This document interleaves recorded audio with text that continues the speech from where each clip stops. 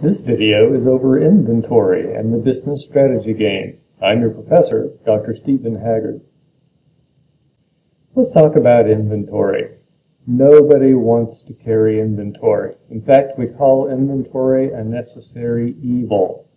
Why do we have to carry inventory? Because we want to meet the demand for our product, and our manufacturing process isn't fast enough to just place it in the customer's hands from thin air. Unlike apps for your iPhone, shoes have to be manufactured, and it takes a while to do that. And so we need to have inventory.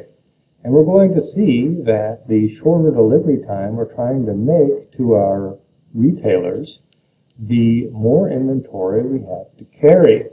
And so we carry inventory, but we're not necessarily crazy about it.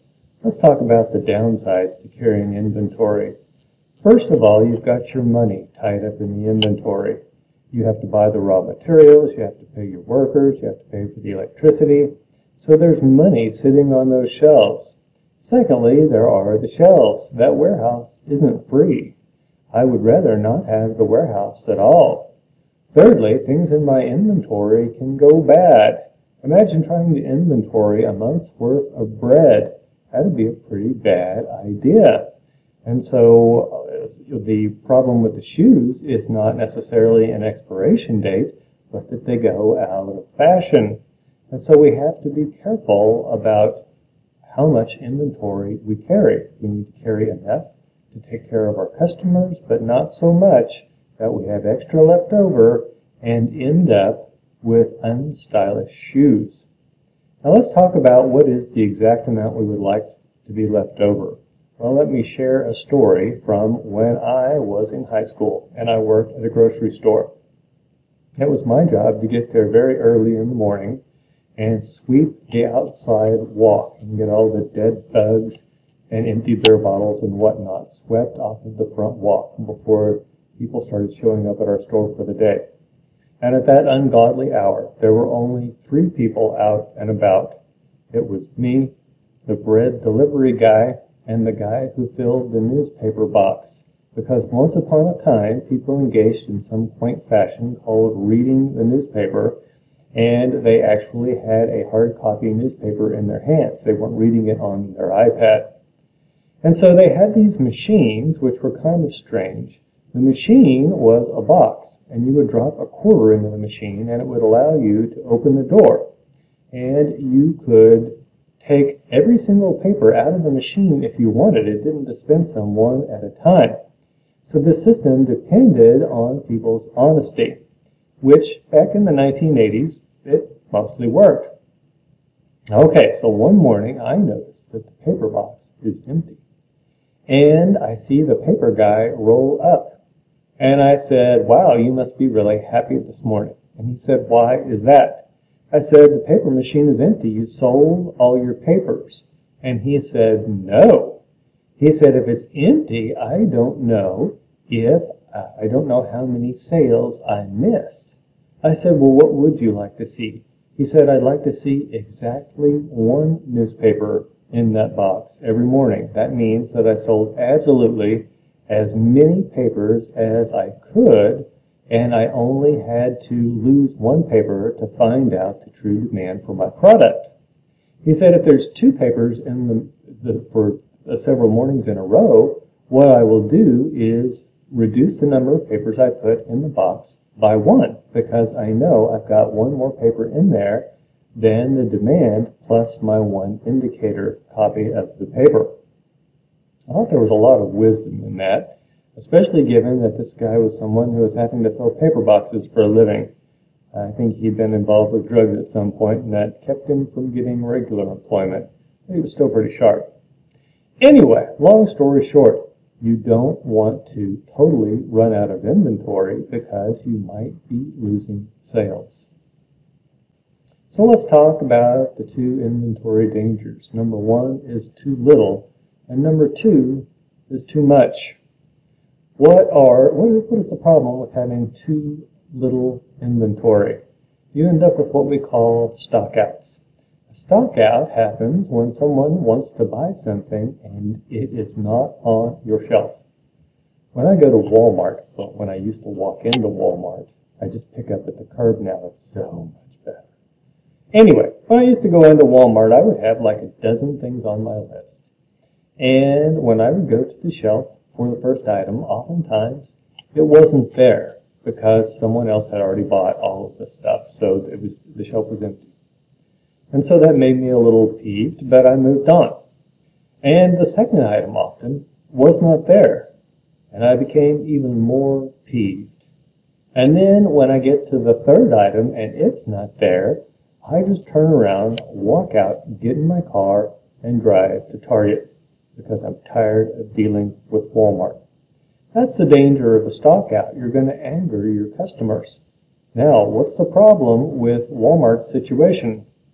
Do they know they've lost a sale because of an empty shelf? Absolutely not. They have no electronic record of my trip there at all. And so it's dangerous to have too little. On the other hand, you can also have too much. Having too much inventory costs you extra in your carrying costs and raises the probability that your inventory will go bad or go out of style before it gets bought. And so of course we want to have just the right amount. So what do we do if we do not have enough inventory? Well, it sounds kind of simple because it is. We simply produce more. So let's say you're running at 100% capacity. You can put your people on overtime and run at 120% capacity. So that is one way you can produce more without adding additional capacity. You could go out and buy new or refurbished machinery and put them in your factory to create more capacity so you can produce more. Now the second one isn't as obvious to most students, and that is you could raise your price. Remember how supply and demand work. The greater my price is, the less demand there will be for my product. And so if I don't want to produce more or add more capacity, which sometimes people do not, all I need to do is raise my price to the point that the demand exactly meets the supply. My sister-in-law raises goats. I know that sounds weird, but she's actually fairly normal. She raises goats, and goats produce a finite amount of kids. Those are the baby goats. And she was telling me over Thanksgiving dinner that her goats had all sold out very quickly, and she continued to have people asking for goats. And she said, "I'm sorry, I don't have any more goats." And I said, "Do you know what you did wrong?" And she said, "No." I said, "You priced your goats too low. You need to raise the price of your goats so supply will exactly equal demand." And so what she did the next time, I thought was kind of interesting, she did an auction. She did it was either a silent auction or a Dutch auction or something like that. And she got all the local goat people together because apparently it's a thing to be a goat person. And she had them do an auction, and she was able to exactly match supply and demand through the auction mechanism. Long story short, raise your price if you do not have enough inventory, and you can bring down the demand to match your supply and raise your profit margin. So what if you've got too much inventory? This is the more common problem. And the Player's Guide talks about clearing out your inventory at a discount. Now that sounds good, and it does a couple of good things. Number one, it gets the shoes out of your warehouse so you don't have to pay the carrying costs on them. Number two, your inventory doesn't suffer the damage of having damage to the SQ rating of having old stock. And number three, you can run your factories at a more full capacity in the next period, which helps to spread your fixed costs out. In other words, you might be running your factories more efficiently.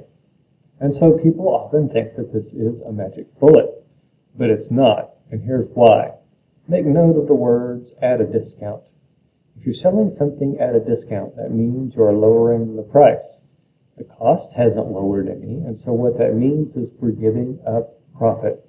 I don't like to give up profit, and neither should you. And so we really don't want to do this unless we have to.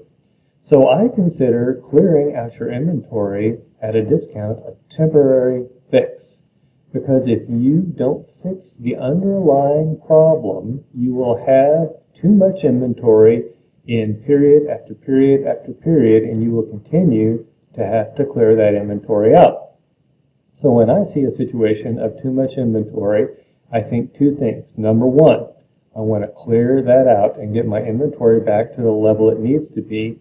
And number two, I need to figure out what was causing me to have too much inventory to begin with. So it could be that I am asking too much for my goods, considering what they are. So a Toyota Camry is a perfectly lovely automobile, but I guarantee you, if you charge $100,000 for a Toyota Camry, you will have too much Toyota Camry inventory on your lot. So maybe you are charging BMW prices for Toyota Camrys. Which brings us to point number two. It could be the SQ rating. Maybe your price matches those of competitors that have higher SQ ratings. And so maybe instead of lowering your price, you could find a way, or more than one way, to raise your SQ rating. And number three is promotion. Oftentimes, finance people and accountants tend to overlook the value of promotion. And we tend to think of advertising as being a wasted expenditure. We tend to think of celebrity endorsements as being a wasted expenditure. But these things actually do work. How do I know that they work? If they didn't work, businesses would not invest in them. Think how many commercials you've been forced to sit through over your lifetime. If they didn't work, we wouldn't see businesses spending their money on them. If celebrity endorsements didn't work, you wouldn't see things like social media influencers or Tiger Woods fronting for Nike. You wouldn't see those things. And so these things actually work. Maybe what you need to do is spend a little more on promotion and get the word out about your product.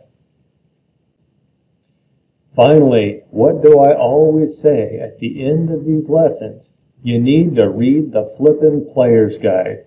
Folks, there are so many good things in the Player's Guide, and oftentimes when a team is giving a presentation talking about what they did correctly in the game, someone raises their hand and says, to what would you give the most credit for your victory? And they said, we read the Player's Guide. Now, is that because the Player's Guide gives you special magical insights into the inner workings of the game? No, the Player's Guide is actually full of a great deal of business wisdom. And if you learn that business wisdom and apply it to your work in the business strategy game, you'll do better. And further, when you get out into the world of business, if you will apply that business wisdom there, you will also do better. So let me repeat it one more time, just in case you didn't hear. Read the Flippin' Player's Guide.